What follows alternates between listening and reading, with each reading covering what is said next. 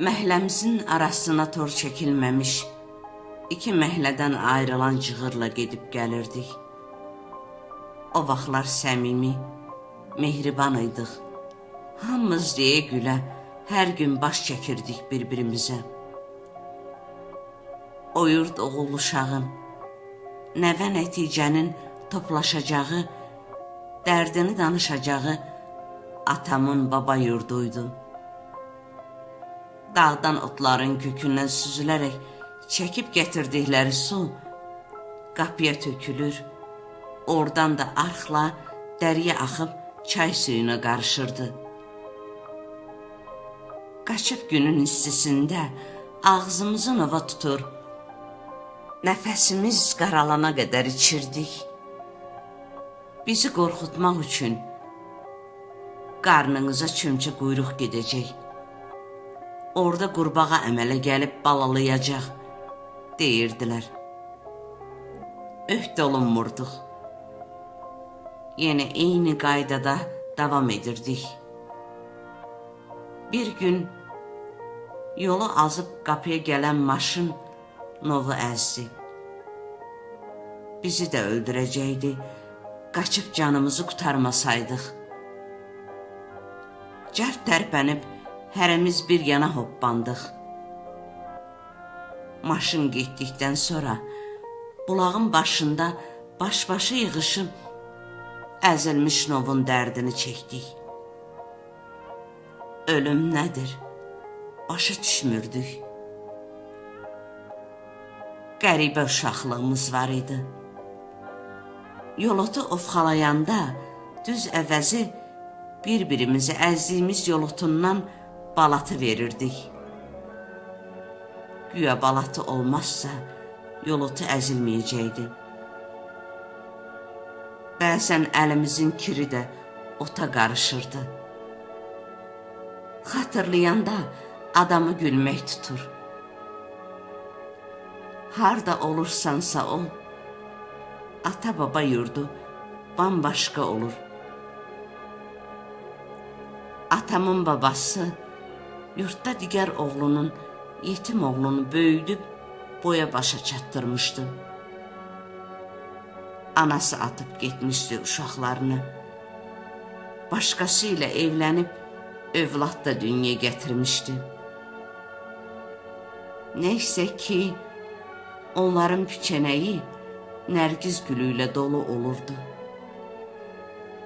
Yaz açılanda elə bil bu çiçəklər istəyimə qəsd edib yalnız onların piçənəyində açılırdı.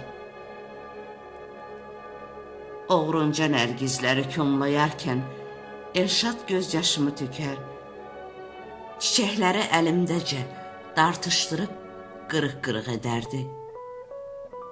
Bizim piçənəkdən yığmısan, gülləri ver, deyə üstümə çımxırıb qıpqırmızı qızarardı. Anası Zərifə xala eşidər-eşitməz qışqırardı. Ayə, ayə, ay ciyərin yanmasın, dəymə qıza. Yekələnsin, onu sənə alacam. Utanardım. Bir ili Elşadla ikimiz də göy öskürək tutmuşduq. Atam Toğanaya sağlıqçı Ramazanın yanına aparmışdı. Sağlıqçı at südü buyurmuşdu bizə.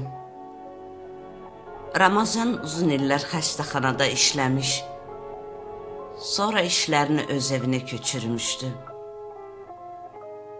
Dünyamalı əmi gecə ilə qonşu kənd Gərgərdən daylaqlı at tapıb gətirmişdi. İki məmə daylağın, digər məmələr də bizim payımıza düşürdü. Səhərlər sağıb bizə çiy-çiy öz əlləri ilə içirib məktəbə yola salırdı. Süd içməyə başladığımız ilk gündən diqqətimi bir şey çəkmişdi. Nədənsə Elşadın kruşkası mənim stəkanımdan yekəydi.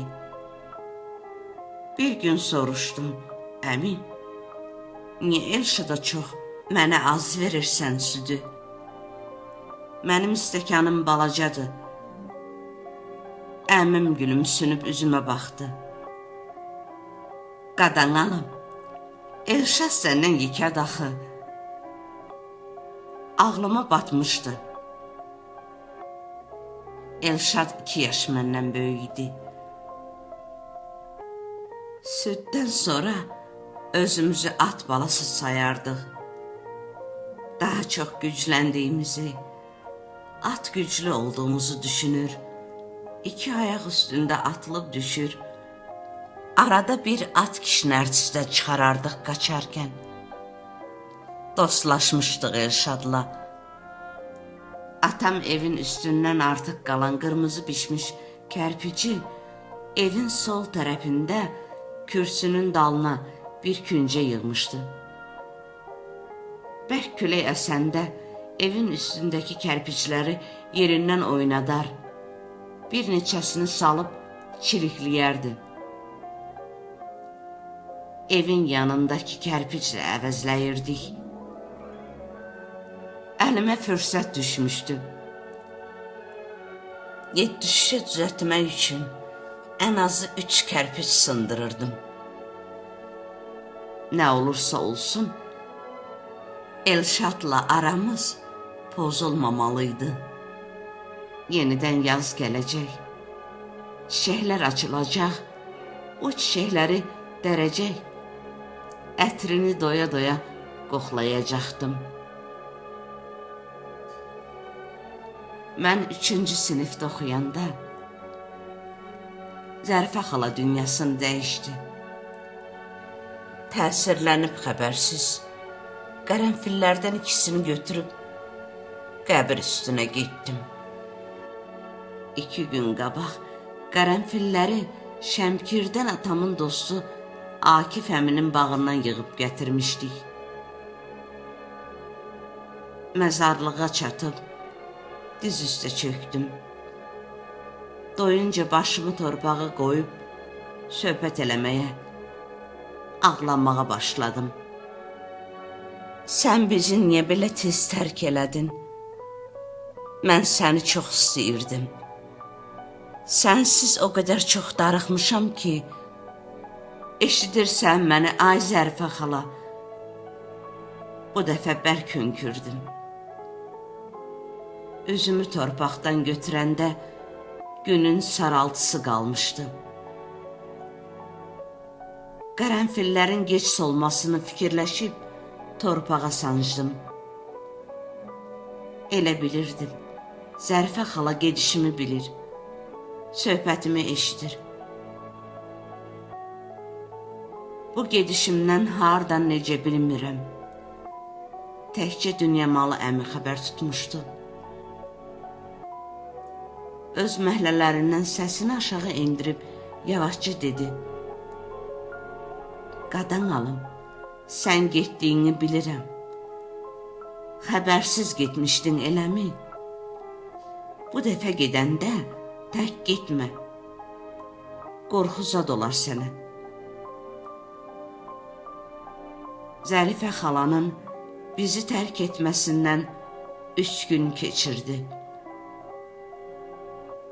Elə ilk şeirim oradan dönüşdə misralandı. Gəlinlik adım qalmasın, yurduma quşlar qonmasın. Mən getdim ki bu dünyadan, namərd dünyada qalmasın. Kərpiçlər bitmiş, bizsə xeyli böyümüş. Məhləmizin arasına dəmirdən tor çəkilmişdi. Atam bilirdi ki, neysə çəkinmədən yalnız mən edərəm. Qabaqca məndən şübhələnib, sonra əlini alnına dayayaraq dərin fikrə getdi. Yox, bunun 50'sini sən qırdın. 50'sini külək qırdı, əvəzlədik. Bəs qalan 100'ü necə oldu? Gecə qara, Cüce qara, kim kimi görür, gecə gəlib oğurlayıblar yəqin. Bu sözləri elə əminliklə dedi ki, az qala inanacaqdım. Kərpiclərin axırına özüm çıxmışdım. Səsimi çıxarmağa üzüm yox idi. Atamla üz-üzə gələndə əzab çəkirdim. Doğru ilə yalan arasında qalmışdım. Uzun çağ çaşbaş qaldım. Desəm, deməsəm. Günlər ötüb keçir, fəsillər dəyişir. Biz yuxarı siniflərə addımlayırdıq. Bir səhər yuxudan oyananda özümü tanımadım. Adım yadımdan çıxmışdı.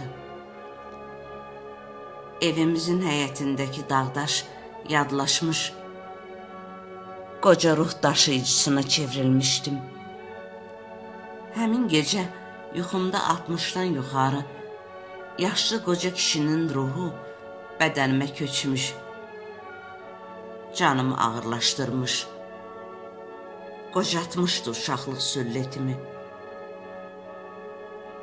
6-7 saniyəlik unutqanlığım illəri, bəlkə də əsrləri əhatələmişdi. Hər şey sürətlə baş verirdi. Həyətdəki yeddüşəni elə bil ki, başqaları düzətmişdi.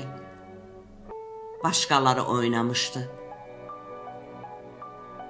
İlk olaraq dağı, sonra adımı, sonra həyətimizi yaddaşımda canlandırdım. Mən burada yaşamışam. Hə, bu bizim evin qabağıdır. Dərədən su axır. Mən də nəfəs alıram. Yaddaşım öz halına qayıtdı. Hər şey keçmişdə qalmışdı. Gələcəyi daşıyacaq heç nə qalmamışdı. Bir daha oyun oynayıb nərgiz toplayanmadım. Elə bil onları ömürlük əlimdən almışdılar. Dağın dalından çıxan günəş soluxmuş. Kərpiç kimi bir gecədə çiriklənmişdim.